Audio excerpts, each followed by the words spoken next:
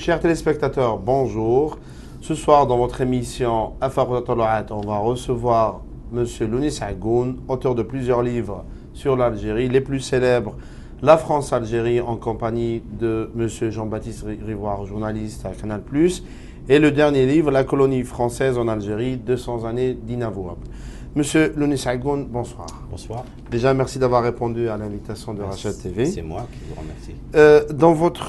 On va commencer une petite partie historique de ce qu'on appelle la France-Algérie et ce que vous avez relaté dans votre dernier livre, la colonie française en Algérie, 200 années d'inavouable.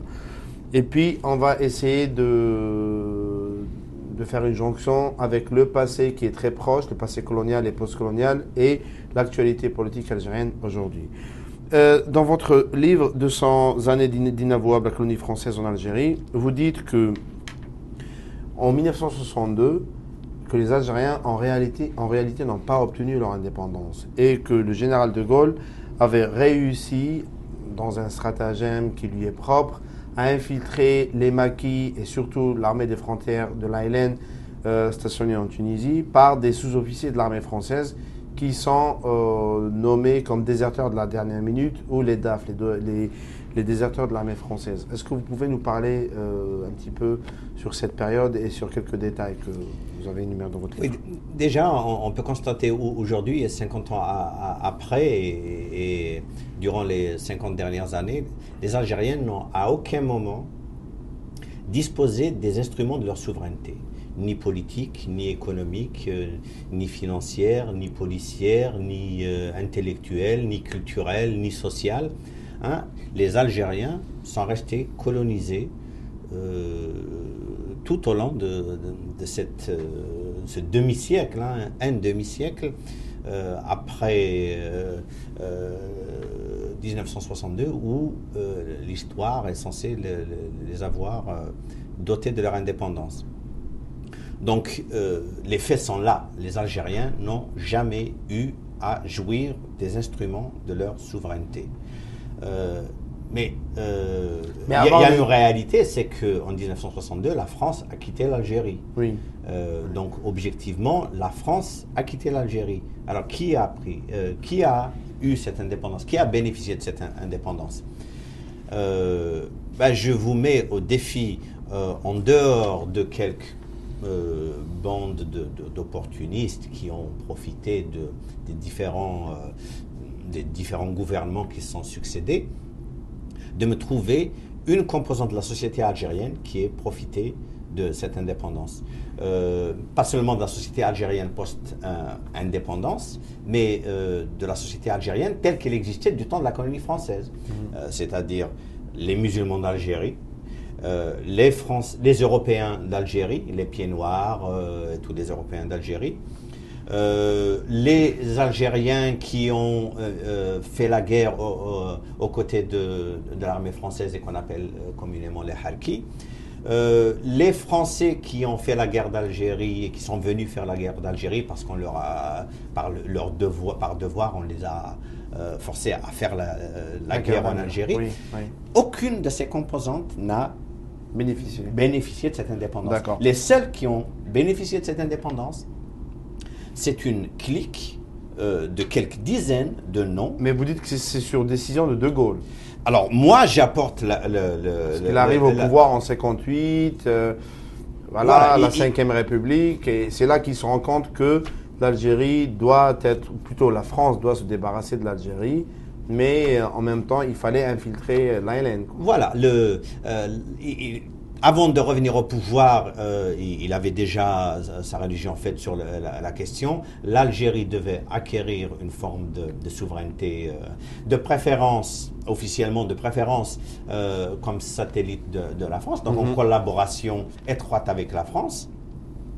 Mais les choses ont évolué de façon tellement défavorable très rapidement qu'il s'est retrouvé pris par le temps et l'obligation de se débarrasser du boulet algérien. Il fallait absolument très très vite clore le chapitre, mais il ne pouvait pas quitter l'Algérie, se débarrasser de 3 départements français, se débarrasser d'un territoire qui était riche en pétrole, en gaz, de tous les minerais possibles, comme ça, en coup. un tournement. Il fallait absolument qu'il se garantisse. Il le disait, hein, je veux dire, c'est un secret pour personne. Officiellement, l'objectif, c'était de s'assurer une Algérie qui soit favorable aux intérêts français.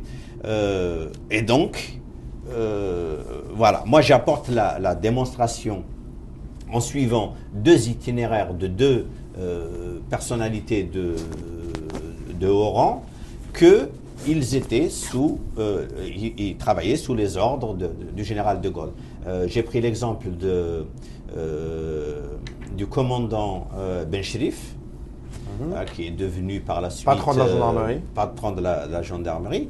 Et le deuxième, c'est Ben Bella. Hein, et je suis son itinéraire depuis la prison, comment il a été pris en charge.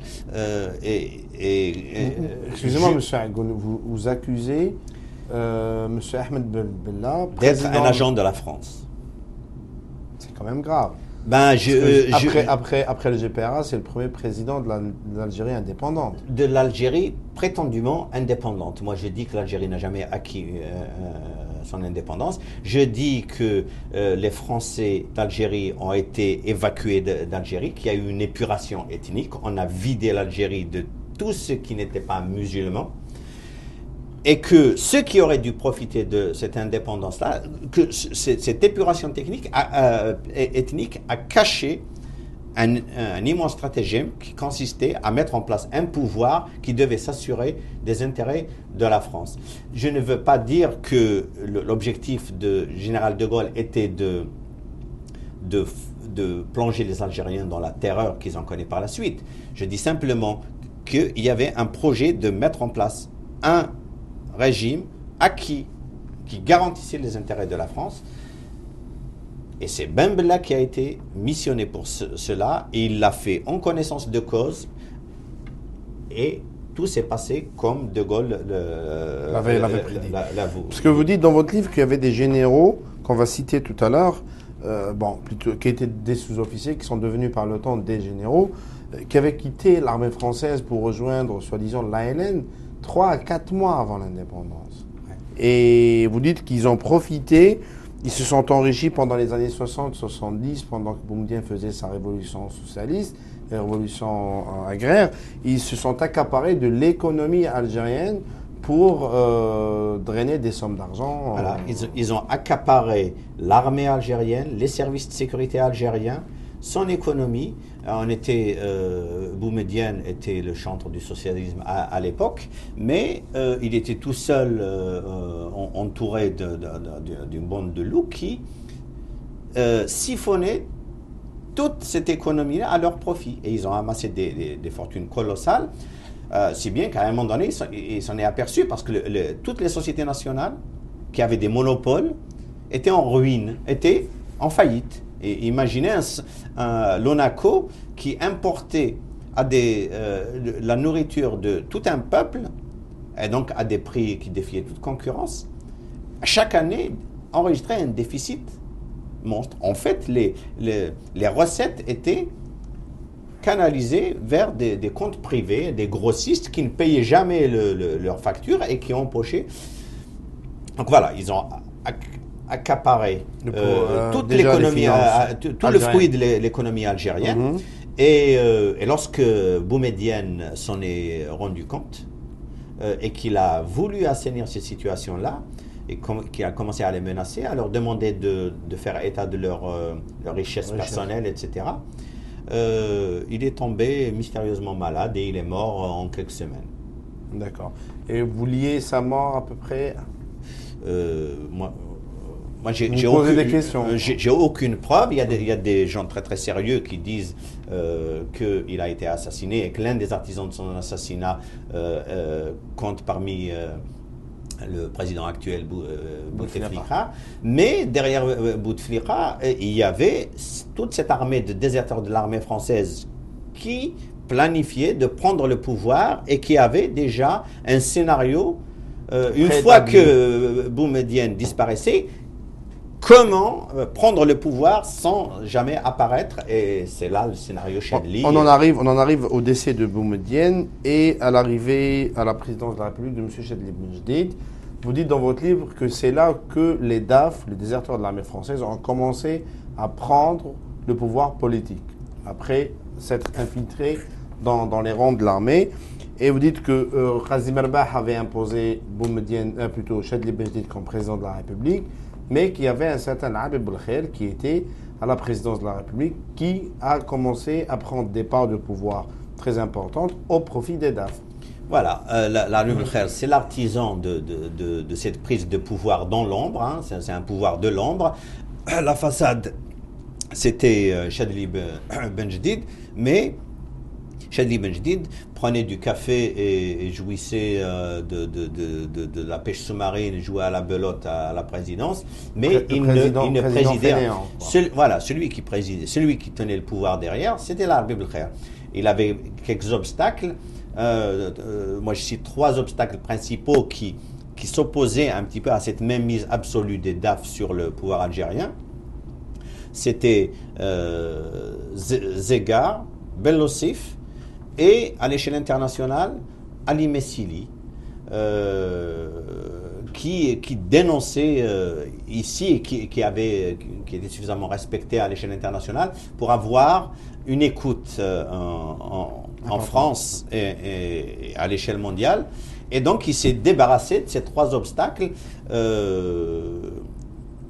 de façon radicale. Par exemple, on va en venir à Ali Messili, mais vous dites par exemple que M. Odzgar, qui pratiquait selon vous une diplomatie de l'ombre, sous l'égide de Boumedienne, qui était en très bonne relation avec l'URSS et le bloc de l'Est, et par contre, en contrepartie, M. Odzgar pratiquait une diplomatie de l'ombre pour le compte de Boumedienne avec les Américains et a eu à gérer des affaires très juteuses. Vous dites qu'il a pu ramasser une somme de 2 milliards de dollars en termes de richesse personnelle issue du trafic d'armes, et qu'aux années 80, ce même Saoud Zeggar, qui est issu de la ville de l'Alma, a été mis aux arrêts sur ordre de l'Habib Belkhair. Est-ce que vous pouvez nous éclaircir sur cette ombre de l'ombre que les Algériens méconnaissent aujourd'hui? Oui, effectivement, c'était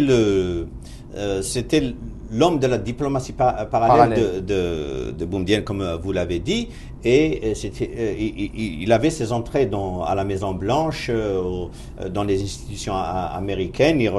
Il était reçu par les plus hautes autorités américaines, Rockefeller, et à chaque fois qu'un contrat a été signé avec l'Algérie, lui, il touchait son pourcentage. Hein, et tout ça, c'était su par Boumedienne? Ben oui.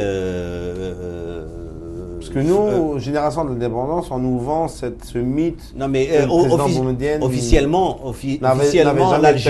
l'Algérie était très très fâchée avec tout le bloc occidental, donc il n'y avait même pas de. En réalité. Non, mais je parle sur le plan corruption. Oui. Parce qu'on nous vend l'idée qu'à l'époque de Boumedienne, il n'y avait pas du tout de corruption en Algérie. Boumedienne lui-même n'a pas participé à la corruption. Mais il a permis à d'autres de. Mais dans son sillage, il ne pouvait pas ignorer que des gens s'enrichissaient. À l'échelle internationale, je ne peux pas imaginer, je ne suis pas dans le secret des dieux, mais je ne peux pas imaginer qu'il ignorait que Zegha touchait des commissions.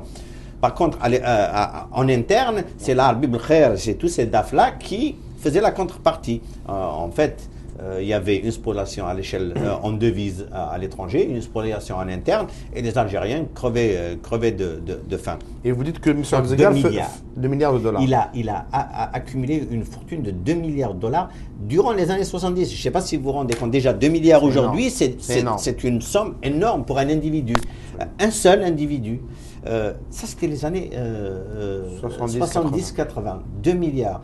Et au moment de la mort de Boumedienne, il avait misé sur Bouteflika. Mais une fois que Chadli il a très vite compris que c'était l'Habib Belkhair qui tirait les ficelles, il voulait rentrer un petit peu dans le circuit.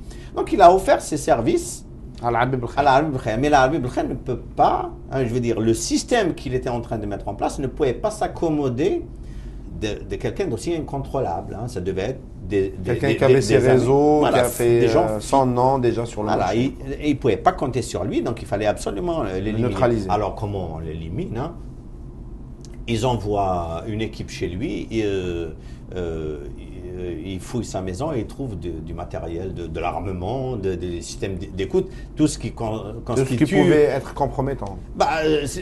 Ça ne pouvait pas être compromettant dans la mesure où... Sur le plan légal, je pense. Voilà, Oui, légalement, oui. il pouvait s'appuyer dessus, mais c'était un système qui était mis en place justement dans le cadre des réseaux, comme on faisait venir des gens, on les espionnait, on les enregistrait, etc.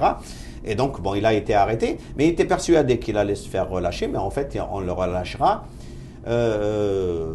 Vous dites qu'il a offert, il a proposé de payer, oui, de rendre cet argent au Trésor public. Très rapidement, il a dit, bon, j'ai 2 milliards, j'admets que j'ai spolié le Trésor public de ces 2 milliards, je suis prêt à signer un chèque tout de suite. Alors, ça ne l'intéresse pas d'enrichir le Trésor public de 2 milliards. Ils ont pu récupérer ces 2 milliards-là, mais pour leur compte personnel, par valise en Suisse, qui ont été progressivement, ils ont vidé ces comptes et ils l'ont laissé en prison jusqu'en 1986, sans passeport, ils l'ont déchu de tout, tous ses droits, etc. Et puis ils l'ont relâché. Quand il a été relâché, il est parti en Espagne. Il a commencé à prendre contact avec l'opposition en France. Il est mort empoisonné après avoir mangé dans un restaurant en Espagne qui appartient à une connaissance de la sécurité militaire. Bon, enfin, il y a de fortes chances qu'il ait été lui aussi empoisonné.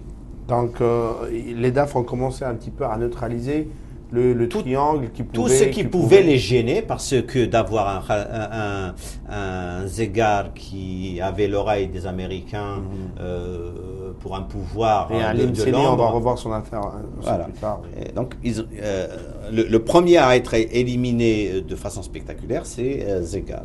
D'accord. Dans cette période des années 80, en parallèle, il y a l'arrivée des socialistes en France, de Mitterrand à la présidence de la République.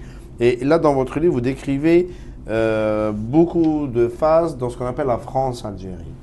Et vous décrivez, par exemple, le fameux contrat Thomson que l'Algérie, en crise économique et financière, commande à la France via la société Thomson.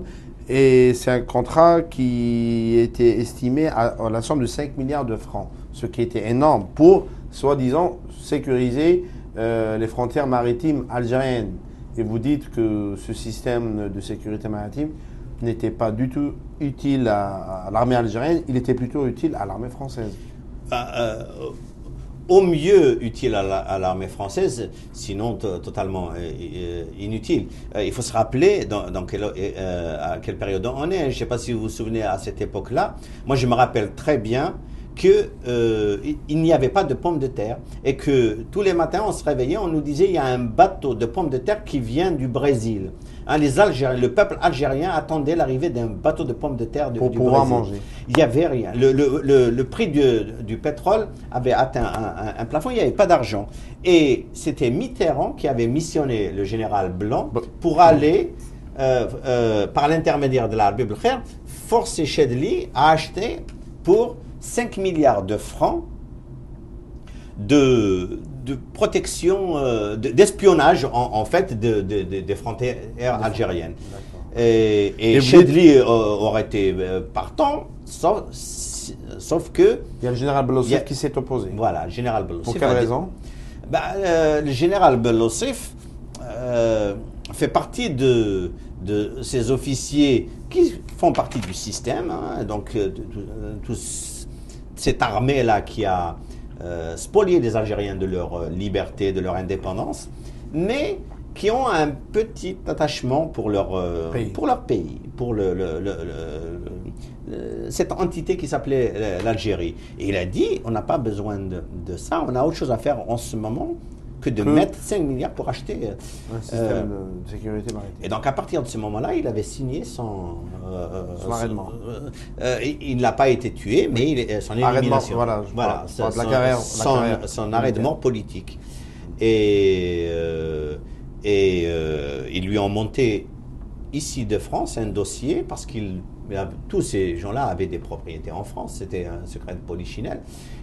Ils ont monté un dossier disant qu'il avait une propriété en France et donc qu'il a volé. Donc de quoi un corrupteur qui veut éliminer un autre corrupteur, sur quoi il peut s'appuyer pour éliminer sur la corruption. Hein, je veux dire, il ne faut pas aller très très loin. Hein. Et ils ont réussi à... Et ils l'ont arrêté pour corruption, traduit en justice. Et Khaled Nzar, à l'époque, qui était ministre de la Défense, a été le persécuté jusqu'en prison. Il ne s'est pas contenté de le mettre en... Il s'est présenté lui-même. Non, mais je veux dire, en le faisant torturer, en lui faisant subir des humiliations, etc., en prison, parce que il y avait comme une sorte de revanche personnelle vis-à-vis d'un officier qui n'a pas accepté... d'un officier qui était attaché à l'Algérie un petit peu, un peu, alors que eux n'ont pour l'Algérie que haine, mépris. Voilà. En tout cas, on revient avec vous après la pause et on vous invite à revenir sur la deuxième partie de cette émission avec Monsieur Lounis Heggoun.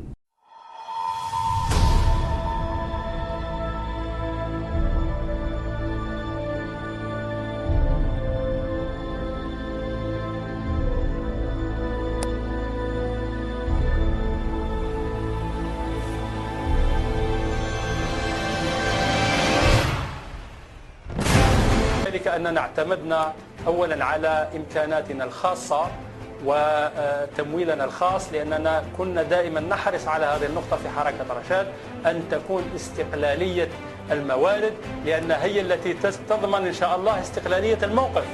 نحن نريد تغييرا للجزائر في الجزائر ومن طرف جزائريين وبوسائل جزائرية. وهذا بالنسبة لنا في حركة رشاد هو أمر يستدعي تغيير جذري لهذا النظام وطرد ولد قابلية ومن معه على شاكلته من سدة الحكم في الجزائر، لأنه لا يمكن لجزائري غيور على وطنه وعلى بلده أن يسمح لهؤلاء أن يدوسوا حتى الدستور الجزائري. الدستور الجزائري يضمن الحرية وممارسة السياسة لكل جزائري، أحب ولد قابلية أم كان شيء آخر، ليس له أن يكون هو الذي يقرر باسم الجزائري. C'est que le pouvoir en place n'a qu'une seule vision pour ce pays. Il en a une vision possessive, c'est-à-dire que le pays lui appartient, son peuple lui appartient, ses richesses lui appartiennent, et à partir de ce moment-là, il se permettra de gérer ce peuple de toutes les façons qui lui permettent de maintenir sa chose, son peuple, son pays. On en arrive à des dérives sanguinaires où nous voyons, où nous avons malheureusement vu un pouvoir responsable, d'une manière directe ou indirecte, de la mort de centaines de milliers de ses concitoyens. أنا نظن احنا مشكلتنا حتى نكون واضحين في رشاد لا هي لا مع حمص لا هذا بوقرة لا بالخادم لا كذا. احنا نعرف من هو أساس هذا النظام. هو أساسه جهاز مخابراتي اللي جابوا تفليقة واللي جابوا ضياف واللي ما زال على رأس هذه الأجهزة إلى اليوم، وهذا الجهاز هو الذي ينبغي أن يوضع حد لترهاته ولعبثه بهذا الوطن. Military intelligence, who is the real power in Algeria, and they want to make sure Bouteflika stays there for a couple of more years, just to give them enough time to find a solution that would better serve their interests, their power in Algeria. ولم نكن نظن أن مثل هذا التحرك سيدخل الرعب في يعني صدر هذا النظام، وإن دل ذلك على شيء فإنه دال على أنه نظام هش يخشى أي كلمة. احنا نتكلم فقط، ما عندناش أشياء أخرى. أبشر كل إخواني وكل المشاهدين أن هذا التصرف المشين والحقيقة الذي لم يأتي في محله من النظام الجزائري ما يكون من شأنه إلا أن يزيدنا عزيمة على المضي قدما.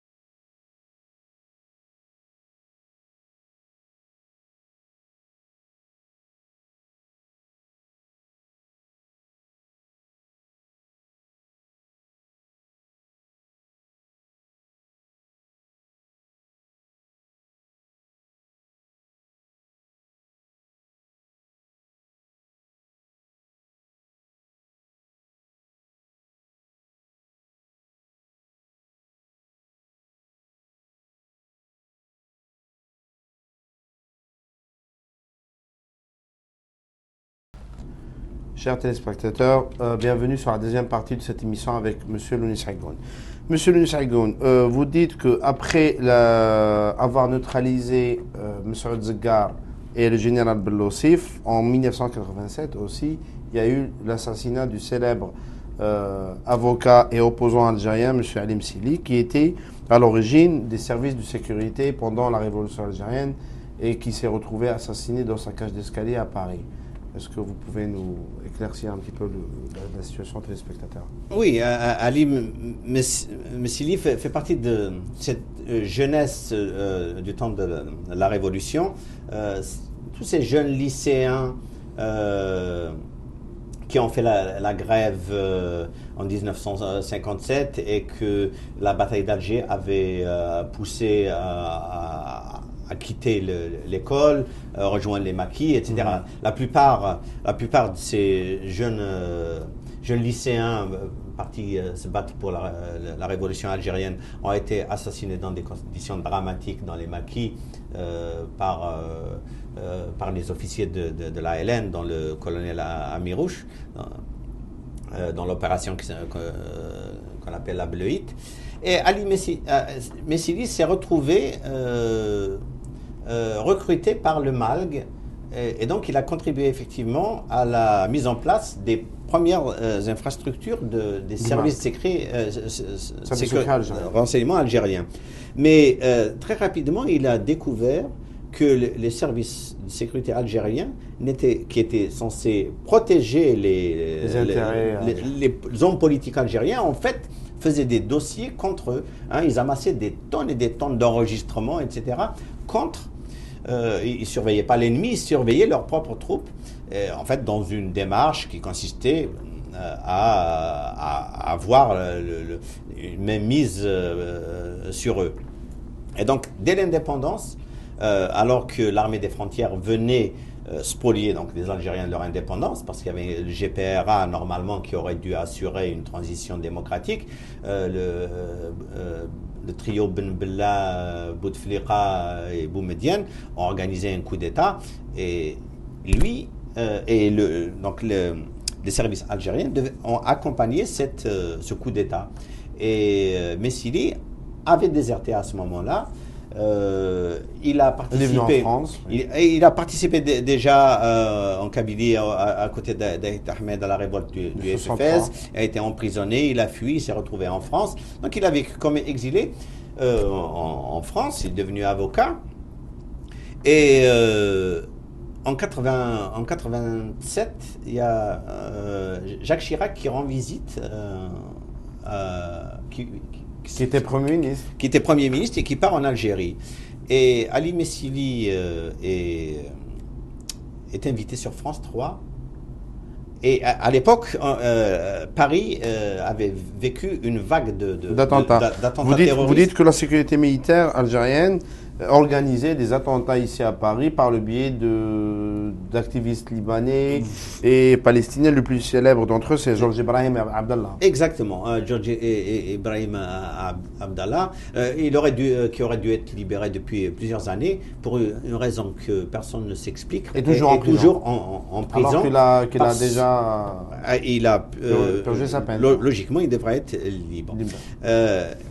Donc, il y avait plusieurs mouvements terroristes, Action Directe, le mouvement de Georges Ibrahim Abdallah, et la sécurité militaire est partout. Moi, je ne fais que recueillir des documents épars dans différents ouvrages, mais on voit qu'il y a une colonne vertébrale dans ce terrorisme-là, c'est la sécurité militaire algérienne. Évidemment, qui sous-traitait des attentats sur Paris. Voilà, qui avait l'infrastructure et on voit en fait que c'est le KGB est un petit peu derrière ça parce que le KGB évidemment il avait des dossiers sur tous les hommes politiques. Enfin, c'était dans le cadre de la guerre froide. Voilà. Je fais la démonstration qu'à ce moment-là, Ali Msili était un gêneur que le pouvoir des DAF ne pouvait pas se permettre de laisser sur place, qu'il fallait l'éliminer. Et je fais la démonstration qu'il a été éliminé par le service algérien, ça c'est connu. mais que le pouvoir politique français à l'époque était partie prenante de cette élimination. On parlait particulièrement de Charles Pasqua, oui. Pandro, Chirac et même Mitterrand. Évidemment, Mitterrand, il était président d'un gouvernement de droite, donc il était un petit peu... Mais il ne pouvait pas ne pas savoir, parce qu'il entretenait des rapports, des relations avec Charles Pasqua de camaraderie, et Charles Pasqua n'aurait pas pu lui... il rendait beaucoup plus compte à Mitterrand qu'il le faisait pour Jacques Chirac, qui était son Premier ministre. Oui. Donc moi j'apporte la démonstration que la mort d'Ali Messili, c'était le paiement pour un deal où il s'agissait de mettre fin aux attentats à Paris. Ali Messili a été arrêté, il n'y a plus d'attentats jusqu'à 95. Jusqu'aux années 90. Ça veut dire qu'il y a eu un deal entre la sécurité militaire algérienne et le pouvoir politique français de l'époque. Non, mais c'est écrit, hein, c'est les acteurs, c'est les ministres qui parlent. Hein. Même l'assassin présumé de Ali Messili, M. Amalou, a fui le territoire français sur ordre de Charles Pasqua. Il a été rapidement arrêté par la police. Identifié, il a été arrêté, il est parti en Algérie, il se sentait tellement sûr de lui-même qu'il est revenu en France, il a été arrêté et il disait à tout son entourage, ne vous en faites pas, il ne risque rien, il ne risque pas de m'arriver grand-chose, je suis couvert. Donc voilà. Il y a toujours cette relation de connivence, une relation qu'on pourrait même qualifier d'inceste entre le régime politique français et le régime politique, voire militaire algérien. Voilà. En fait, cette période-là amène au pouvoir en Algérie et en France l'Algérie française. Oui. En Algérie, c'est les DAF, les déserteurs de l'armée française. À l'Élysée, c'est Mitterrand. L'homme de l'Algérie, c'est la France et il n'y a qu'un dialogue, la guerre. Et au gouvernement, toute l'Algérie française. Autour de Charles Pasqua, c'est toute l'Algérie française. Qui était au cabinet. Donc voilà, on avait en France et en Algérie, l'Algérie française réunie. Parce qu'à cette époque, en 88, il y a les émeutes d'octobre 88 en Algérie qui vont amener l'ouverture politique avec les nouveaux partis politiques, nouvelles lois électorales, nouvelle constitution et gouvernement de réformateurs. Il y a des élections locales en 90, puis des législatives en 91, et qui sont annulées au célèbre 11 janvier 92. Et c'est là que vous dites dans votre livre que c'est là que les DAF ont réellement pris le pouvoir, et militaire et politique. C'est-à-dire qu'ils ont ramené, vous dites qu'ils ont ramené M. Labib Belkheiri, qui était ministre de l'Intérieur, juste pour organiser ces élections, annoncer le résultat et puis fomenter le coup d'État. Voilà, il aurait dû y avoir des élections en juin législatives 91 qui auraient permis à une coalition. À ce moment-là, il y avait trois forces importantes sur le terrain. Il y avait le FIS, qui après une année de gestion des municipalités commençait à décevoir un petit peu, donc il était parti d'une représentativité de 30%, il a baissé, il a déçu beaucoup de gens. Il est tombé à 20-25%. Il y avait le FLN qui a été rénové par Mehri, qui a éliminé tous les barbes FLN, tous les dinosaures, et donc qui voulait s'inscrire dans une démarche de démocratie. Et puis le FFS d'Aït Ahmed. Et il y avait une coalition entre Aït Ahmed et Mehri pour créer une coalition démocratique. Et donc à ce moment-là, on est début juin, si les élections étaient prévues pour le 27, si la campagne électorale s'était déroulée normalement, on arrivait à la fin de juin avec un parlement multipolaire, démocratique et inscrit dans la démocratie. Et c'est là que Khaled Nsar a envoyé ses troupes contre des groupes de Hijra ou Tekfer qui sont pour l'essentiel des officiers des renseignements algériens avec des gens qui étaient revenus d'Afghanistan, des fous furieux qui avaient combattu ou qui n'avaient pas combattu en Afghanistan, qui étaient récupérés par les services et à qui on a offert le deal ou vous bossez pour nous ou on vous tue. Ceux qui refusaient étaient tués, ceux qui restaient, c'était travailler pour le DRS. Ouais. Donc c'était eux qui occupaient les places et qui faisaient du bruit et qui marchaient. Et qui étaient les plus actifs. On les voyait avec des barbes hirsutes en tenue afghane qui marchaient à chaque fois qu'il y avait une manifestation pacifique. En ce moment-là, la direction politique du FIS était mise à l'écart. C'est-à-dire que les deux grands leaders étaient mis en prison et puis ceux qui étaient censés gérer un petit peu l'instance politique du FIS était quand même mis à ce moment-là, ils n'étaient pas encore en prison, ils seront arrêtés justement à ce moment-là, mais il y avait une opposition entre eux. Il y avait certains des responsables étaient soupçonnés de travailler pour les services, donc il y avait des bisbilles entre eux, donc ça n'est pas très bien. Abbassi Medani était contesté, sa gestion a été contestée, enfin bref. Donc ils cassent l'élection. Et ils mettent Abbassi Medani et Ali Ibn Hajj en prison. Et là... Des élections en décembre. Voilà. On annule des élections et on dit, bon, maintenant on va organiser des élections. En décembre. Mais on va organiser des élections pour décembre, mais cette fois-ci, honnête, propre et honnête. Avec un nouveau découpage électoral. Et qu'est-ce qu'on met comme Premier ministre? Rozzali, l'homme de la Banque mondiale, aussitôt après, tous les robinets qui étaient fermés se sont ouverts. Oui. Il y a Jean-Michel Condessus de la Banque mondiale qui arrive à Alger, qui dit, du FMI, qui dit c'est formidable, là on a les garanties que... réforme.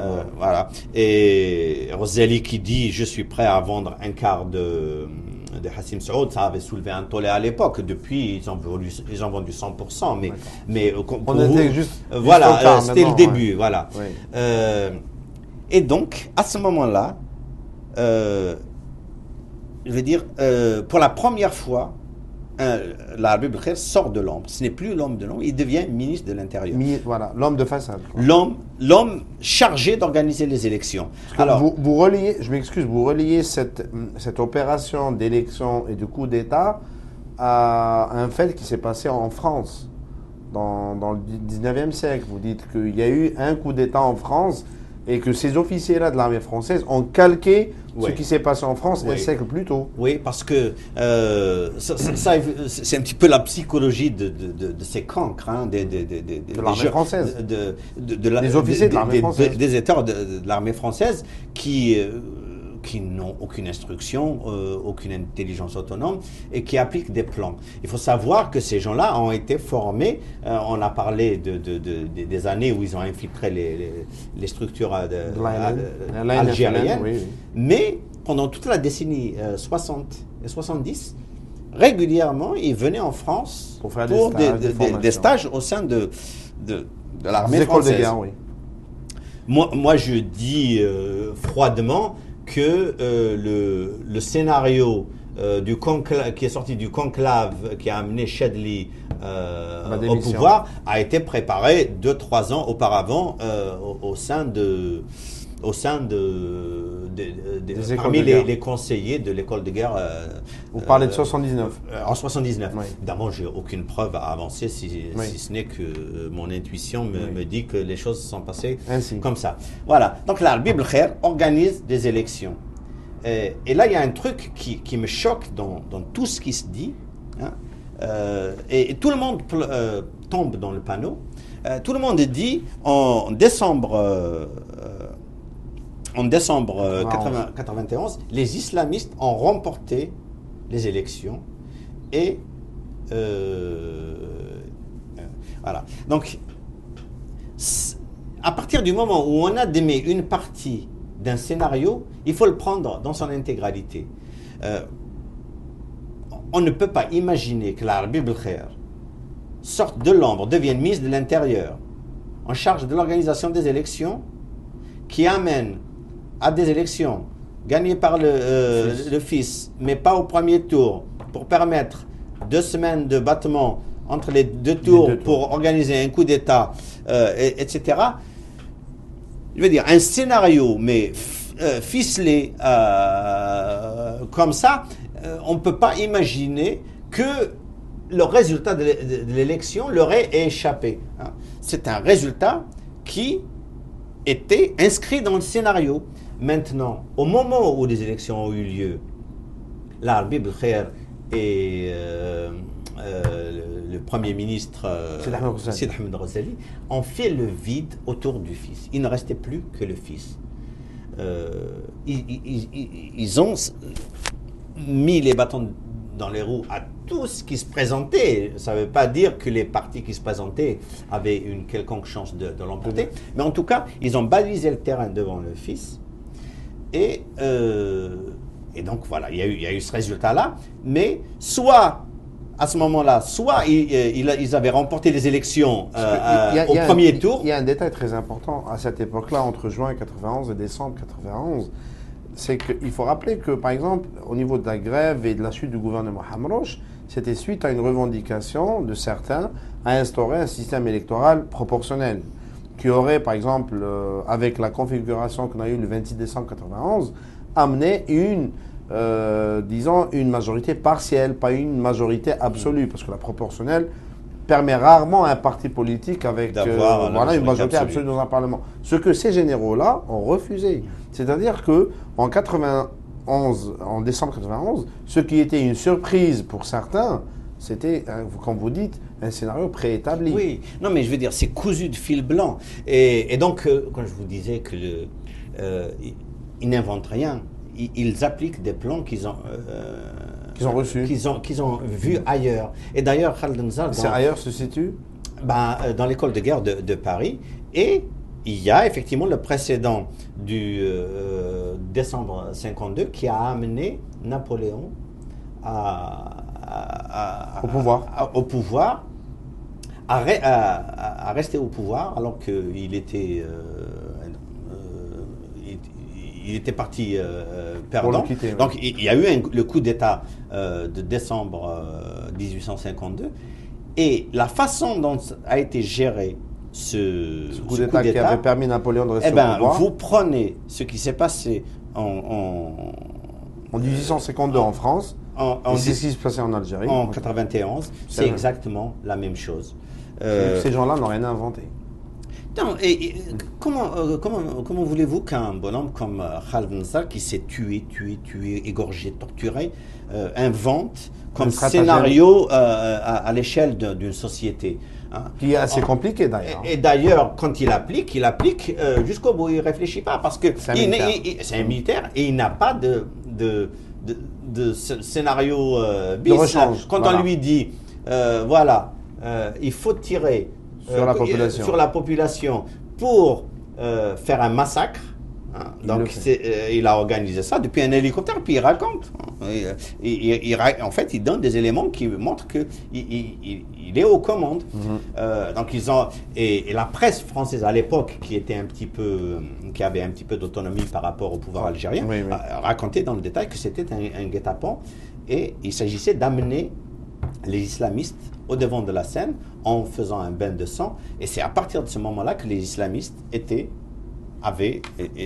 devenus le centre de l'action politique algérienne, et avec toutes les dérives terroristes qu'on peut après manipuler, parce que il n'y a que dans la violence que le terrorisme qui peuvent instrumentaliser. Ils ne peuvent pas instrumentaliser la démocratie. Bien sûr. Dans le cadre de l'instrumentalisation de la violence et ce que vous appelez terrorisme, vous dites par exemple que quelqu'un comme Jamal Zitouni, qui était l'émir national du GIA, du groupe islamique armé, a été recruté par le défunt général Smaïl Lamari. Vous racontez les détails de son recrutement. Oui, c'est des détails qu'a relaté un ancien directeur de la DST, et qui les tient de Smaïl Amaré lui-même, qui raconte comment il l'a recruté en tuant, il en a arrêté 3, il a tué ses 2 compagnons, et il lui a dit: tu travailles avec moi, sinon tu vois ce qui risque d'arriver. Et voilà, et c'est devenu l'émir, donc c'est un vendeur de poulet, si je me souviens bien, qui est devenu un émir à l'échelle nationale, qui dirigeait les maquis comme un grand stratège, c'est Ho Chi Minh, je veux dire. Alors que qui ne faisait que servir. C'est même pas. Je suis même pas certain qu'il faisait quoi que ce soit. Les services algériens menaient des actions et on disait celui qui les fait, c'est Jamal Zitouni. La vague de terreur en France, celui qui a organisé tout ça, c'est Jamal Zitouni. En 95. Oui, mais entre infiltration et manipulation, ça peut, disons que c'est pas une excuse, mais ça peut être un petit peu le propre de tout service secret dans le monde. Mais en 98, en 97, 98, on atteint le summum de la violence en Algérie, et là, on va voir des tueries collectives, c'est-à-dire qu'il y a 500, 600, 700, 800, 1000 personnes à Ramka, surtout à Relizène, qui sont tuées en l'espace d'une nuit entre 23h, minuit et 5h, 6h du matin. Et tout ça dans un périmètre hyper sécurisé par des présences militaires, que ce soit des casernes de gendarmerie ou de l'ANP. Et ça, c'est quelque chose que même leur soutien ici en France ou en Occident ont du mal à un petit peu à cacher ou à justifier. Oui, mais parce que c'est des populations civiles qui sont. Mais qu'est-ce qui les amène à cette dérive-là? Parce que ils ont beau avoir. Ce qu'ils planifient, c'est le maintien à tout prix du pouvoir. Après, les choses évoluent, bon an, mal an, ils sont obligés de s'adapter. Ils ont franchi le Rubicon. Et encore une fois, en décembre 52, quand Morny, qui est un petit peu l'arbitre décembre 1852, décide d'organiser le coup d'État, Napoléon, il écrit un mot sur son calepin, il écrit Rubicon. On va franchir le Rubicon. Une fois que tu as franchi le Rubicon, tu ne reviens pas en arrière. Et eux, ils l'ont franchi 1000 fois sur Rubicon. Ils ne peuvent pas revenir. Mais chaque fois, je veux dire, leur tare de déserteurs de l'armée française leur colle à la peau. Ils ne peuvent pas rester. Dès qu'il a repris le pouvoir, il a cessé d'être Premier ministre. Il est reparti dans l'ombre et est devenu un obscur conseiller je ne sais pas quoi, des généraux. Mais à chaque fois, celui qui met en façade, il arrive toujours à un moment où il dit, bon, il faut qu'on arrête, il faut quand même qu'on... je veux dire, on ne va pas torturer ce peuple, on ne va pas tuer ce peuple indéfiniment. Il faut qu'on discute avec ces gens-là, qu'on organise un minimum de légalité. Ce n'est pas un projet à long terme, la tuerie collective. Et donc, à chaque fois, ils sont obligés de l'éliminer. Donc, ils ont éliminé Chadli, qui a tenu 10 ans. Après, ils ont éliminé Boudiaf. Après, Ali Kafi. Après, Zeroual. Et chaque fois, ces gens-là qui ont un petit peu d'humanité dans leur veine disent il faut qu'on rediscute un petit peu, qu'on redonne un petit peu de pouvoir au peuple. Et ils les éliminent. Et à ce moment-là, il y a une conjoncture internationale qui risquait d'être défavorable parce qu'en France, justement, il n'avait pas autant, Pasqua avait un petit peu perdu de son aura, et donc il fallait absolument montrer qu'il était exclu de revenir en arrière. Et donc on massacre effectivement 1000 personnes en une nuit. Il faut s'arrêter quelques secondes pour se dire ce que c'est que 1000 personnes. Imaginez un tas de 10 personnes. Alors, 10 personnes... Parce qu'aujourd'hui, avec ce qui se passe dans le monde arabe, et particulièrement en Syrie, si on veut comparer ça avec ce qui s'est passé en Algérie, je m'excuse, c'est des vies humaines, mais ça paraît quand même... C'est incomparable. L'Algérie, c'est l'exception en toute chose. c'est le paroxysme dans toutes les horreurs qu'on peut imaginer. Et du pourtant, colonialisme jusqu'à voilà, depuis 200 ans. Et donc, à ce moment-là, effectivement, ça a commencé à bouger en France, où des intellectuels, des cinéastes, etc., des personnalités ont commencé à dire on ne peut pas laisser faire ça indéfiniment quand même. Tous les jours, on ouvrait le journal, 100 morts, 800 morts, 400 morts. Et les services de police de l'armée n'étaient pas là pour essayer de mettre fin à la tuerie, ils étaient là pour l'encadrer, pour protéger les terroristes. Et c'est là où des intellectuels, à la solde de ce régime, dont Bernard-Henri Lévy, sont intervenus pour dire on arrête. Non, ces militaires ne peuvent pas faire ça. Ça, c'est des islamistes et ils font ça au nom de l'islam. Les généraux, c'est peut-être des incompétents, mais ils font pas ça. C'est en 98 qu'il y a eu la fameuse visite de Glucksmann et de Bernard Lévy, voilà, qui ont été à Alger pour dire que c'était les islamistes qui organisaient ces tueries. Et c'est une opération qui a fonctionné parce que derrière, tout le monde s'est tué. Par contre, on leur a fait comprendre qu'il fallait arrêter de tuer 1000 personnes par nuit. Parce qu'ils ne pouvaient plus défendre ça en France. On va clôturer ce chapitre historique par la célèbre déclaration du général de Boissieu, qui était le gendre du général de Gaulle, qui a dit quelques mois avant sa mort qu'il y avait des hommes importants dans les généraux algériens qui travaillaient pour la France jusqu'aux années 90-2000. Il y a la déclaration aussi de Roger Waibo, qui était chef de la qui était chef de la DST française, qui déclare en 82 que l'essentiel de la Fédération de France, qui était le FLN ici à Paris, travaillait pour l'armée française. Et on a vu un célèbre dirigeant de cette même Fédération de France qui était un des premiers à soutenir et à appeler au coup d'État de janvier 82. Vous parlez sans doute d'Ali Haroun, oui, de Bachir Boumaza. Effectivement, il dit que l'intégralité Là, on a de Boissieu et les chefs de la DSI, oui. Oui, Roger Waibo, il le dit fin des années 70. Il était à la retraite, il était à la retraite. Il n'avait rien à perdre et il n'avait rien à gagner à dire un mensonge comme ça. Je veux dire, quand on fait ces mémoires, on clôt un petit peu son existence, on ne ment pas. Il dit aujourd'hui encore, certains des dirigeants actuels travaillent pour nous. Évidemment, vous comprendrez que je ne dis pas leur nom. Le général de Boissieu aussi. Et Boissieu dit pareil. Évidemment, ils ne se sont pas consultés, hein, ils ne se lisent pas les uns les autres. Hein, c'est des vieillards, ils ont autre chose à faire que de lire les mémoires de l'autre. Oui. Et il dit exactement la même chose. Là, on est au début des années 80. Et pourquoi il dit ça?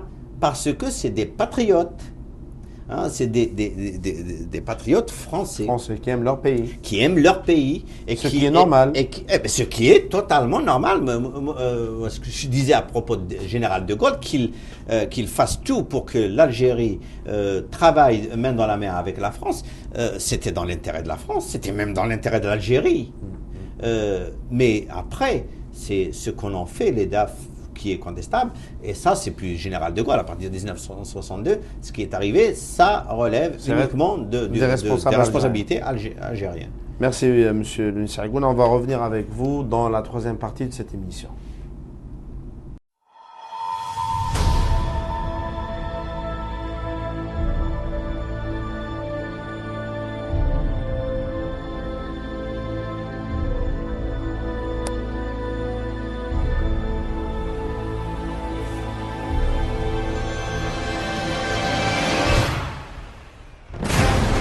أننا اعتمدنا أولا على إمكاناتنا الخاصة وتمويلنا الخاص، لأننا كنا دائما نحرص على هذه النقطة في حركة رشاد، أن تكون استقلالية الموارد، لأن هي التي تضمن إن شاء الله استقلالية الموقف. نحن نريد تغييرا للجزائر في الجزائر ومن طرف جزائريين وبوسائل جزائرية. وهذا بالنسبة لنا بحركة رشاد هو أمر يستدعي تغيير جذري لهذا النظام وطرد ولد قابلية ومن معه وعلى شاكلته من سدة الحكم في الجزائر، لأنه لا يمكن للجزائري غيور على وطنه وعلى بلده أن يسمح لهؤلاء أن يدوسوا حتى الدستور الجزائري. الدستور الجزائري يضمن الحرية وممارسة السياسة لكل جزائري، أحب والقابلية أم كان شيء آخر، ليس له أن يكون هو الذي يقرر باسم الجزائري. C'est que le pouvoir en place n'a qu'une seule vision pour ce pays. Il en a une vision possessive, c'est-à-dire que le pays lui appartient, son peuple lui appartient, ses richesses lui appartiennent, et à partir de ce moment-là, il se permettra de gérer ce peuple de toutes les façons qui lui permettent de maintenir sa chose, son peuple, son pays. On en arrive à des dérives sanguinaires où nous voyons, où nous avons malheureusement vu un pouvoir responsable, d'une manière directe ou indirecte, de la mort de centaines de milliers de ses concitoyens. أنا نظن احنا مشكلتنا حتى نكون واضحين في رشاد، لا هي لا مع حمص لا هذا بوقرة لا بالخادم لا كذا، احنا نعرف من هو أساس هذا النظام. هو أساسه جهاز مخابراتي اللي جابوا التفليقة واللي جابوا ضياف واللي ما زال على رأس هذه الأجهزة إلى اليوم، وهذا الجهاز هو الذي ينبغي أن يوضع حد لترهاته ولعبثه بهذا الوطن. Military intelligence, who is the real power in Algeria, and they want to make sure Bouteflika stays there for a couple of more years, just to give them enough time to find a solution that would better serve their interests, their power in Algeria. ولم نكن نظن أن مثل هذا التحرك سيدخل الرعب في يعني صدر هذا النظام، وإن دل ذلك على شيء فإنه دال على أنه نظام هش يخشى أي كلمة. احنا نتكلم فقط، ما عندناش أشياء أخرى. أبشر كل إخواني وكل مشاهدين أن هذا التصرف المشين والحقيقة الذي لم يأتي في محله من النظام الجزائري ما يكون من شأنه إلا أن يزيدنا عزيمة على المضي قدما.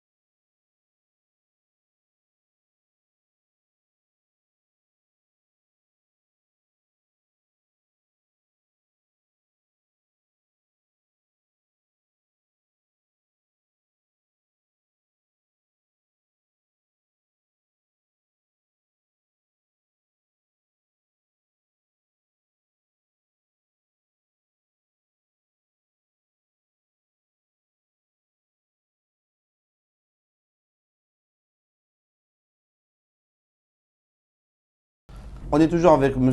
Lounis Agoun dans cette troisième et dernière partie de votre émission Affaires Qatat Al-Wahad. Après avoir exaucé un petit peu la partie historique de la France-Algérie et des 200 années d'inavouables dans les relations franco-algériennes, on va essayer d'entamer cette troisième et dernière partie dans ce qu'on appelle un petit peu l'actualité politique algérienne d'aujourd'hui et les perspectives d'avenir d'un changement de régime possible et d'une instauration d'une véritable démocratie qui pourrait être le précurseur du modèle algérien à 100%. Parce que quand vous dites on n'a pas eu à 100% notre indépendance depuis 62. Monsieur le Nissagoun, il y a des politiques algériens qui disent aujourd'hui que la responsabilité des militants ou de l'opposition algérienne aujourd'hui dans ce qu'on appelle, dans ce cadre qui est les révolutions arabes qui a démarré en décembre 2010 et qui continue jusqu'en 2012, c'est que nos prédécesseurs, c'est-à-dire nos pères, nos parents, nos grands-parents, qui ont réussi à libérer la terre algérienne, ils disent qu'aujourd'hui, on a le devoir de libérer l'homme algérien. Parce que vous le décrivez très bien dans vos deux livres, que l'homme algérien, malgré que la terre algérienne a été libérée, l'homme on n'a pas réussi à le libérer. C'est-à-dire que les relais coloniaux sont tous restés dans les rouages du pouvoir et militaire et politique. Est-ce que vous partagez cette analyse? Il y aurait beaucoup à dire sur l'idée même que le sol algérien ait été libéré, hein, quand on sait que les multinationales algériennes sont dans le Sahara algérien et que les Algériens eux-mêmes, pour circuler là-bas, sont obligés d'avoir un laissez-passer qui justifie leur présence là-bas. Quand on sait que la ville de Hassi Messaoud a été transformée en sorte de propriété privée des généraux et qu'ils ont construit une ville pour la population algérienne pour leur permettre d'être à Hassi Messaoud sans avoir dans leurs pattes des Algériens, on ne peut pas dire vraiment que les Algériens aient la totale jouissance de leur territoire. Mais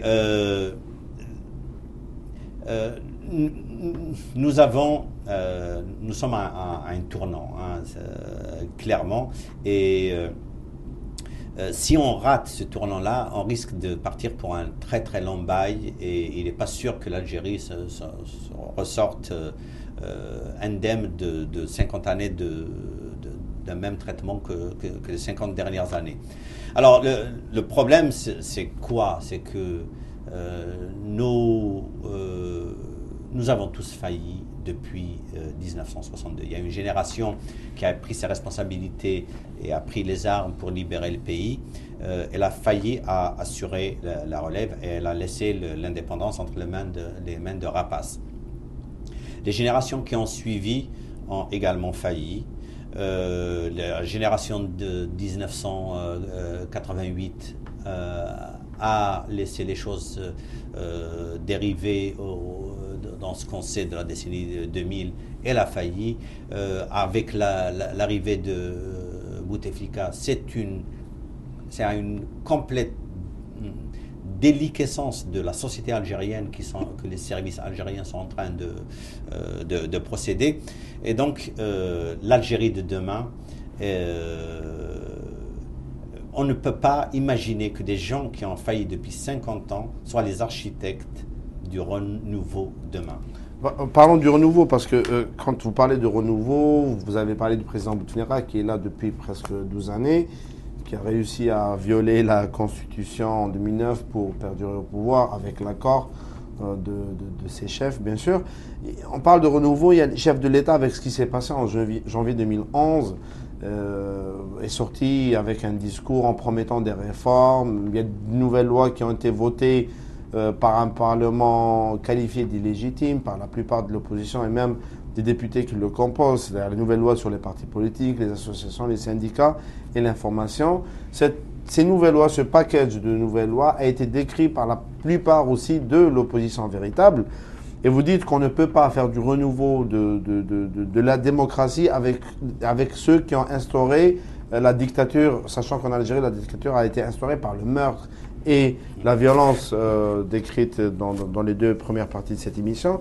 Est-ce que vous, monsieur le Nissagoun, en tant qu'Algérien, militant, journaliste et écrivain, est-ce que vous croyez en ces réformes? Est-ce que vous croyez que le système DRS mis en place depuis 50 ans peut proposer aux Algériens une sortie de crise, un changement de système radical avec des voies apaisées, avec en paix, c'est-à-dire sans passer par un processus qu'on n'espère pas, mais qui pourrait être violent?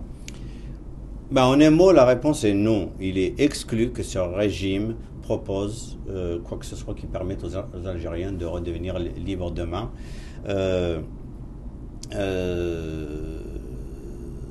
c'est un système gangréné et dont le fonctionnement invite à une accentuation de la gangrène et non pas à... mais là, on parle du système, hein, le système militaire, le système des services de renseignement.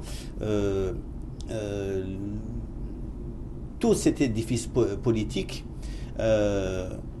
tout cela fait partie du système, je veux dire, l'Assemblée nationale, les députés, les sénateurs, les walis, le gouvernement, l'armée, les services de renseignement algériens. C'est ça le système. Et ce système-là est fait de gens corrompus jusqu'à l'os. À moins d'imaginer qu'on puisse mettre en place par une sorte de, je sais pas, de baguette magique, un scénario qui assure à tout le monde l'impunité absolue, ces gens-là ne peuvent pas faire confiance à une démocratisation. Donc là, la question ne se pose même pas à ce niveau-là, mais la question se pose un cran au-delà. Pourquoi est-ce que les Algériens n'arrivent pas à faire ce que les Tunisiens ont fait très très bien, ce que les Égyptiens ont fait très très bien, même si après il y a des dévoiements qui peuvent... ce qui est normal dans un processus de révolution. Exactement. Il y a le fait que les Algériens ont subi l'horreur pendant 20 ans et qu'ils ne vont pas aller s'aventurer comme ça dans l'inconnu. Mais il y a le fait que toutes ces élites algériennes qui aujourd'hui se présentent comme la possible alternative font partie du problème. La plupart des gens qui aujourd'hui se présentent pour dire demain... Vous parlez de l'opposition ? Je parle de l'opposition. Je parle de l'opposition aussi bien de tous... De tous bords. De tous bords. On assiste à une sorte de course à celui qui va apparaître comme le futur dirigeant. On assiste à une sorte de course au poste. On ne voit pas des gens engager des démarches désintéressées pour permettre à une jeunesse de se prendre en charge et de construire un système dans lequel elle va s'épanouir et dans lequel eux s'épanouiront et leurs enfants pourront s'épanouir, un pays qui serait à présenter à la face du monde comme un objet de fierté au lieu de la honte à laquelle nous assistons. On voit, à chaque fois qu'il y a une démarche qui s'élabore, on voit des gens qui arrivent pour dire oui, moi aussi j'ai une démarche semblable. Voilà, c'est à qui apparaîtra comme le meneur de la future révolte. Or, ces gens-là font partie du problème. Je vous dis, toutes ces élites-là ont failli depuis 50 ans. Quelqu'un qui a participé, je ne sais pas moi, à une assemblée nationale, quelqu'un qui a participé à un gouvernement, quelqu'un qui a été directeur d'une entreprise nationale pendant 50 ans où les ressources de l'Algérie ont été détournées des caisses du trésor et livrées aux prédateurs internationaux, ne peut pas arriver du jour au lendemain et dire voilà, bon, maintenant on va faire la démocratie et le plus grand démocrate, c'est moi. Moi, de mon point de vue, si une solution doit venir, elle doit venir des gens qui vivront dans cette Algérie qu'il y a à construire. Et non pas de la population elle-même. Et il y a juste et ça veut dire qu'à un moment donné, il faudra en venir à prendre sa responsabilité, à envahir la rue et à ne pas compter sur les Algérois, parce qu'on compte un petit peu sur Alger pour qu'elle fasse la révolution, et puis après le reste de l'Algérie pourra suivre. Or, Alger est verrouillé à un point que il est quasi impossible de bouger sans se faire... Verrouillé sur le plan sécuritaire et même financier. Sur tous les plans. Et donc, ce n'est pas d'Alger que viendra la révolte. Il faudra que les Algériens se préparent à ce que dès qu'il y a une révolte qui a lieu, je sais pas moi, qui se déclenche, parce qu'il y en a tous les jours, hein, Presque à 10 la 000, droite. 10 000 en 2011. Exactement. Qu'à un moment donné, les gens se disent, on ne rentrera plus chez nous tant que ce système tient debout. Il ne s'agit pas évidemment de lancer une chasse aux sorcières pour aller lyncher des gens. Il s'agira justement de montrer que la relève est capable de faire présenter mieux que ce que ces gens-là ont fait, de faire mieux que tuer ou de jeter en prison. Il s'agira d'offrir une porte de sortie honorable à tout le monde, mais il est impératif que l'Algérie devienne indépendante. Et à mon avis, il y a un 50e anniversaire de l'indépendance qui s'approche. Ça serait une bonne occasion de prendre ce que parce que à l'approche de cette 50e anniversaire de l'indépendance, il y a des élections législatives qui sont prévues en mai 2012. Et quand vous parlez de l'action de désobéissance civile à peu près de la population, on a observé que, par exemple, en termes de sondages qui sont organisés sur Internet, par des sites Internet indépendants, et même récemment par un site Internet appartenant au fils du général Nazar et au fils du général Toufeq, qu'on ne citera pas, tous ces sondages montrent que 80 à 90% des sondés déclarent qu'ils ne vont pas aller voter ce 10 mai 2012. Pour des raisons X ou Y, des problèmes sociaux, des problèmes culturels, politiques, des gens qui ne croient plus au régime, qui ne croient plus au système, qui ne croient pas aux élections. Mais d'après vous, est-ce que ce taux d'abstention qui était déjà élevé en 2007, en 2002, mais qui sera, selon quelques observateurs, plus important en 2012, ne constitue pas une forme de désobéissance civile à ce régime? À condition que ça soit vraiment flagrant. Moi, ce que je proposais à un de vos collègues tout à l'heure, c'est qu'à l'occasion de cette élection, ce jour-là, que tous les Algériens se terrent chez eux, qu'ils ne sortent pas de 6 h du matin jusqu'à 8 h du soir, qu'ils ne sortent pas de chez eux, ni pour aller faire des courses, ni pour aller à l'école, ni pour aller faire la prière, ni pour aller regarder un match de foot. Quoi qu'il arrive ce jour-là, les gens restent chez eux. Il s'agit de profiter de cette occasion-là pour montrer à la face du monde que ce régime-là ne représente que la petite caste qui se trouve au ministère de la Défense, avec la petite caste de rentiers qui font voter des lois à l'Assemblée nationale, c'est responsable du système un rejet politique, total du système, quoi. Un rejet flagrant, massif, et il s'agit que chacun soit militant de cette démarche-là et informe les gens qui ne sont pas informés dans son entourage que ce jour-là, il n'y a aucune raison de sortir dans la rue, si ce n'est pour montrer qu'on soutient ce régime.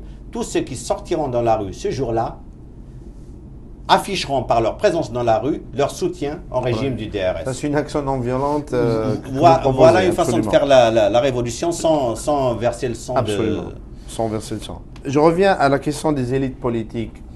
Début 2011, il y a eu une activité au sein de la CNCD. On a vu certains démocrates qui avaient appelé au coup d'État en 92, appeler aujourd'hui à la révolution sous la protection des gardes du corps du DLS. En 2011, fin 2011, on voit des partis politiques et début 2012 qui sont nouvellement créés et agréés par le ministère de l'Intérieur, des débats télévisés à la télévision algérienne de prétendus démocrates, de prétendus islamistes, de prétendus trotskistes qui viennent, qui parlent de tout et de rien, mais qui ne parlent jamais du système DLS, c'est-à-dire le changement du vrai régime qui gouverne ce pays depuis 50 ans. Et aujourd'hui, on a aussi certains partis politiques qui n'ont pas soutenu le coup d'État de 92, qui se sont inscrits dans une démarche de solution politique en 95 à l'occasion du contrat national de Saint-Égidio, qui aussi sont hésitants à participer ou pas à ces prétendues élections du 10 mai, tout en refusant de participer au dialogue initié par Bouteflika en 2011, ce qui est un petit peu perçu comme contradictoire. Ces élites-là, qui ne sont pas en phase avec cette société algérienne, on le voit à travers les réseaux sociaux Facebook et Twitter, que la plupart, si ce n'est la majorité écrasante des jeunes qui participent dans ce genre de débat politique via Internet, qui est un outil formidable aujourd'hui de communication, expriment leur refus de ces élections. Et on voit des politiques encore hésiter pour des raisons X ou Y à participer à ces élections. Si par exemple, et je parle explicitement du FFS, si ce parti-là, ce parti participe à ces élections du 10 mai 2012, pour vous, en tant qu'observateur et journaliste algérien, comment vous allez un petit peu apercevoir cette participation? Écoutez, c'est ce que je vous disais tout à l'heure. Hein. Le plus grave problème aujourd'hui, c'est pas de dénoncer le DRS. Tout le monde sait. Même Saïd Saadi dénonce le DRS. Même les fiches des généraux ne trouvent plus leur compte dans ce qui se passe dans un pays sur lequel ils n'ont plus de contrôle sur rien et sur lequel ils ont acquis des biens qui ne sont pas très très viables parce que l'avenir est incertain. On voit des milliardaires naître mais qui vivent dans l'insécurité parce qu'ils peuvent se faire kidnapper. L'Algérie, c'est un paradis, ce n'est plus un paradis pour personne. Donc ce régime-là, il va tomber. Mais et à la limite, ils sont atteints par une limite d'âge qui fait que progressivement, ils sont en train de mourir. Hein, tous ces généraux DAF sont en train de mourir un à un. Donc le problème le plus grave, ce n'est même pas le DRS, c'est justement ce noyau qui fait fonctionner le système parce qu'ils en sont les rentiers et qu'ils tiennent un petit peu en faisant semblant de s'y opposer. Donc, tous ces partis de RCD, le CNSA, tous ces faux syndicats, tous ces faux partis politiques, toute cette fausse assemblée, hein, un Algérien qui a un petit peu de dignité ne peut pas faire partie d'une assemblée nationale qui est en train de faire ce qu'ils sont en train de faire à l'Algérie. Un homme honnête ne fait pas partie d'une assemblée comme celle-là. Un homme honnête n'est pas sénateur d'un Sénat d'un pays colonialiste, hein, d'un régime colonialiste, terroriste, assassin, criminel de masse, etc. Donc, mais ça c'est le système. Après, il y a, et encore une fois, une deuxième. Et c'est pour ça que les gens ne veulent pas suivre. Les gens ne veulent pas suivre. Les gens en ont marre de suivre des leaders qui leur promettent et qui le lendemain se retournent pour les poignarder dans le dos. Moi, j'ai participé à tout ça, les événements en Kabylie depuis les années 80. Saïd Saadi, moi, d'abord, on a des liens familiaux assez proches. En plus, j'ai milité à ses côtés pendant des années. Et un jour, je me suis retrouvé à devoir suivre Saïd Saadi, me retrouver comme agent du DRS, ou alors me retrouver banni de la société de mon pays. J'ai choisi le bannissement.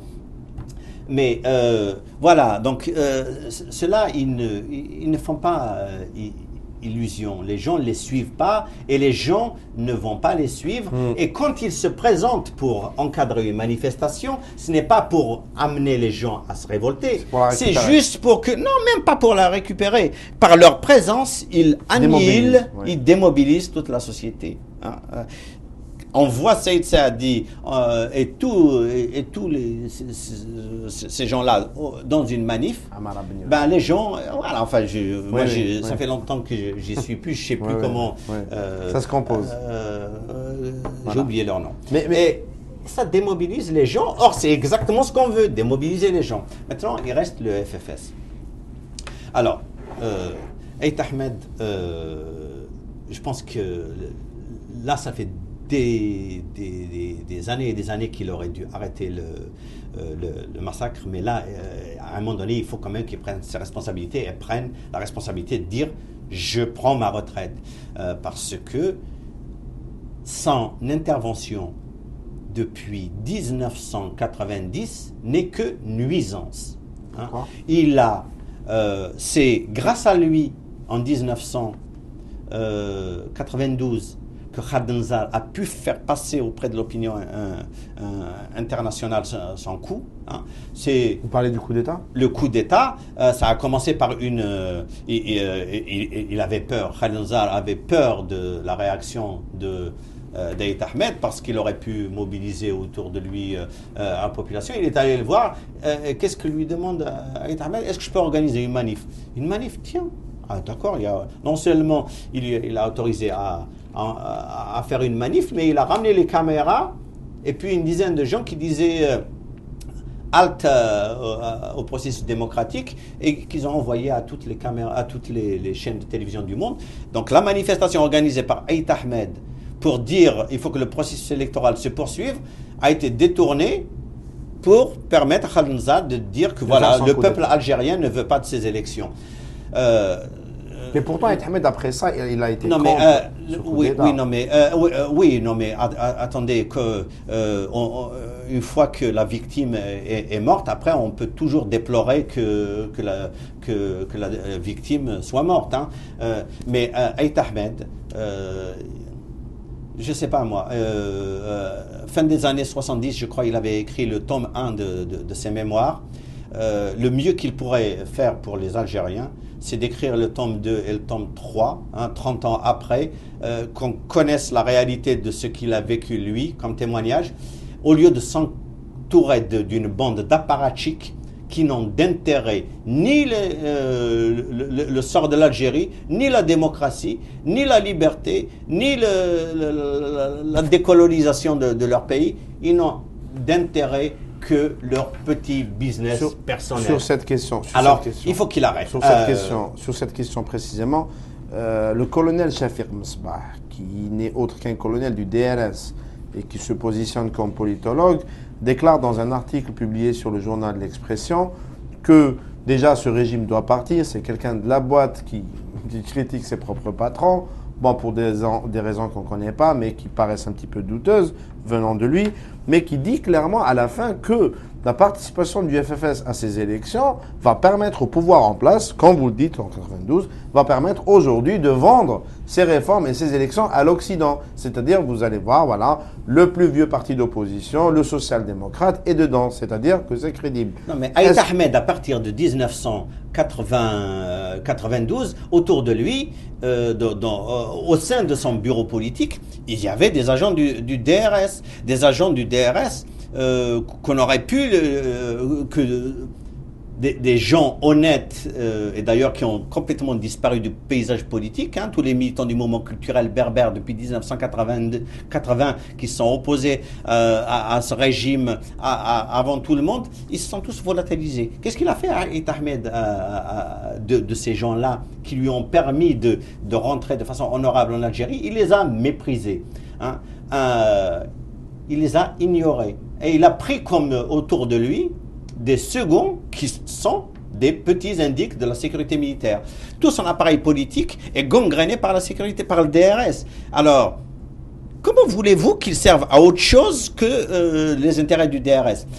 Aït Ahmed, il a une responsabilité historique aujourd'hui de dire le FFS, il est mort, il ne peut plus servir à quoi que ce soit, sinon à perpétuer l'aliénation de la population, qu'il mette fin à ce parti. Ou sinon qu'il ne participe pas. Parce que là, il pourrait garder sa place. Il ne participera pas. Mais je veux dire, Aït Ahmed... non, je parle du FFS. Si le FFS ne participe pas à ces élections, il pourrait garder un petit peu sa place au sein de l'opposition, quand même. Même pas. Je ne crois pas. Je vous dis que toute cette pseudo-élite qui, depuis 50 ans, a failli à tous les étages. Aït Ahmed, il était là, dans l'os. C'est lui qui écrivait les discours de Messeli Hadj. Je ne voudrais pas être sévère, comme vous dites, mais je vous mets au défi de trouver, à une étape de son existence, un moment où il a eu un rôle de promotion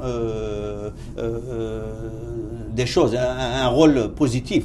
Il a eu un parcours d'opposant intègre. Oui, mais à part ça, il n'a jamais joué un rôle moteur de quoi que ce soit. Et c'est pas à l'âge qu'il a atteint qu'il peut faire quoi que ce soit. Il peut juste servir de caution à des apparatchiks, à des agents des services algériens.